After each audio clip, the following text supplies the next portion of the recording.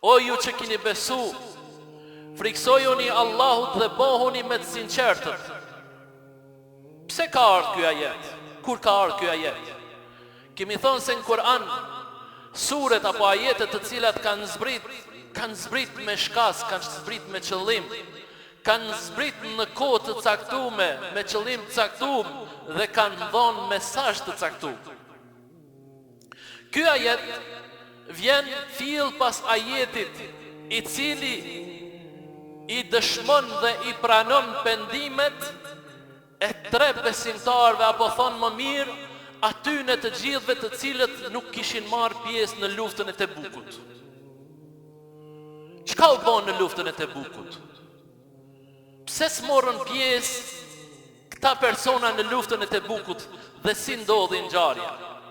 Vetë personazhi kryesor që e tregon hadithin që e transmeton Buhariu është Ka'b ibn Maliku, një sahabi i ndershëm i pejgamberit sallallahu alaihi wasallam.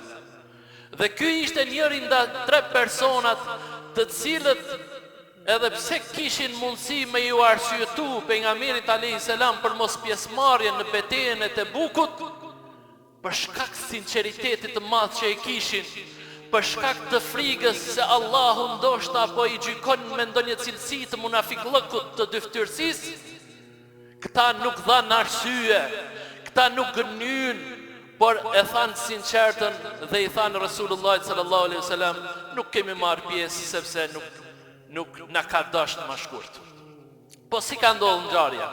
Hadithi është i gjatë, të nderuar vëllezër besimtar, do të mundohem pika të shkurtra. Andaj kush don me ditë këtë hadith është në Buhari dhe mundet ta gjen këtë hadith pendimi i Ka'b ibn Malikut. Tregon Ka'b ibn Maliku thotë: kam marrë pjesë në të gjitha betejat pos betejës së Bedrit dhe betejës së Tebukut. Në betejën e Bedrit ta nuk na ka qortu pejgamberi sallallahu alaihi wasallam, për shkak se me një grup muslimanësh nuk kishin dalë për të luftuar, por kishin dalë me i dalë për para një karvoni i cili vinte nga Shami. Ndaj nuk i ka gjyku këta për mos pjesëmarrje. Ndërsa në betejën e Tebukut ishte muji 9 apo viti 9 Hijri, muji Rexhep, në të cilën pejgamberi alayhis salam në Medinë kishte dalë dhe po bën thirrje për betejën e Tebukut. Koha ishte nxehtë shumë. Vendi ku shkonin atje ishte vend të cilin do të ballafaqoheshin me një ushtri të madhe. Mirë po ata që u lejmruan në ushtrinë e pejgamberit alayhis salam ishin shumë, sipas asaj që po na thot Ka'b ibn Malik. Thot, sikur doje me u arsyetu apo me u largu, nuk do të vrehej fare, sepse ishte numër të madh të pjesëmarrësve që u paraqitën vullnetar për me shkuar në betejën e Tebukut. Dhe kështu tha, i shikoja duke u përgatit dhe u nis pejgamberi alayhis salam me ushtrinë e tij dhe unë u ktheva në shtëpi me mendimin se hajt se shkoj në shtëpi tash përgatitem edhe i nxon. Kur shkova në shtëpi e pash veten se nuk jam përgatit për kur gjë. Andaj thash me vete, hajt se mas 2 ditëve nisna dhe mas 2 ditëve i zon ata atje dhe i bashkohem ushtrisë së Muhamedit sallallahu alaihi wasallam. Mirë po duke e lënë kështu, tha, duke e lënë kështu, duke e neglizhu situatën, ndodhi tha që beteja e Tebukut u kry. Ushtria muslimane me pejgamberin alayhis salam u kthy në Medinë. Duke u kthy ushtria, tha, u mendojsha në vete, çka mi thon pejgamberit alayhis salam? Si me arsyetuar mos pjesëmarrjen time? Pejgamberi alayhis salam kur nuk e kishte pa Ka'b ibn Malikun atje në Tebuk, i kishte thonë sahabëve të tij, shokëve të tij, ku është Ka'bi? Njëri prej tyre i kishte thonë, ja Rasulullah, e ka mashtru gjybja e tij e rehatshme dhe fladi i urmave të tij dhe nuk ka dalë në luftë. Një tjetër i kishte thonë, mos fol kështu për Ka'bin, se vallahi pasha shpirtin në dorën e cilët në dorën e Allahut që është, vallahi thot, ai vetëm mirë dim për ta, ai ka bo vetëm mirë. Dhe u kthy, tha pejgamberi alayhis salam, dhe kur u kthente, tha pejgamberi alayhis salam, i falte 2 recat në xhami Dhe pastaj I pranonte delegacionet. Cilat delegacionet? E pashtë tha që nga ata që kishin met pa shkuar, tha ishin ata të cilët nuk kishin mundësi fizikisht, por edhe 50 prej tyre të cilët kishin mundësi fizikisht, por që ishin tha shumica prej munafikëve, prej dyftyrëve.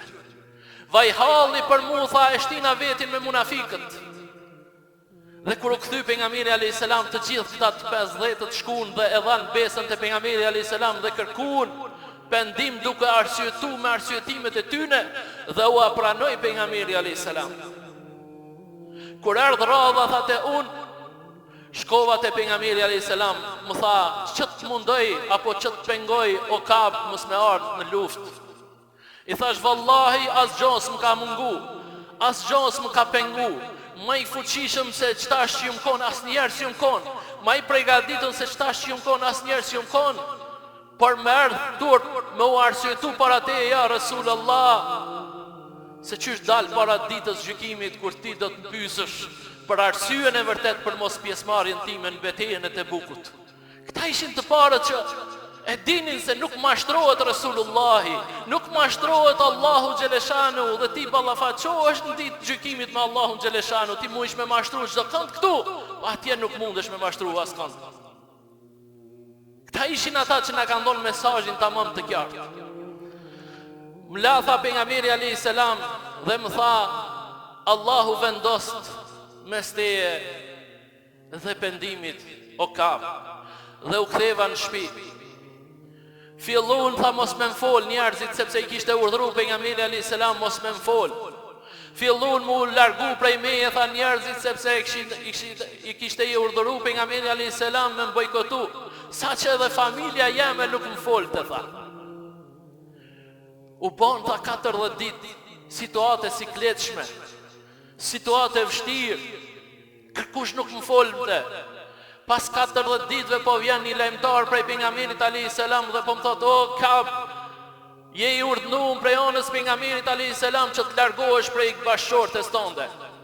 Subhanallah, sprove madhe. Ata shkurërzoi, I ka thonë, jo, vetëm largoju. E mora tha bashkëshorten, të njëjtin urdhë tha ja kishte edhe 2 të tjerëve, se dhe ata tha kishin vepruar njëjtë si une. Mirë po ata ishin ma pleq, tha. Atyne jo kishte leju që bashkëshortet e tyne mju shërby. U kërkua prej meje që të kërkoj pe pejgamberit alayhis salam që të ma lejoj, po unë I thash jo se munde mu shërby vetë dhe e qova të vetë ta bashkëshorten time. Pastaj tha erdh një tregtar dhe më tha, kush është Kabi ibn Maliku? I thash unë, ka qu selam filan mbreti që nëse don strehim dhe nëse don mu largu prej atij vendi ku kërkush s'po të fol, kërkush s'po të bën hesap, hajde te une. Wallahi kur se lishoj Medinën I kum thon.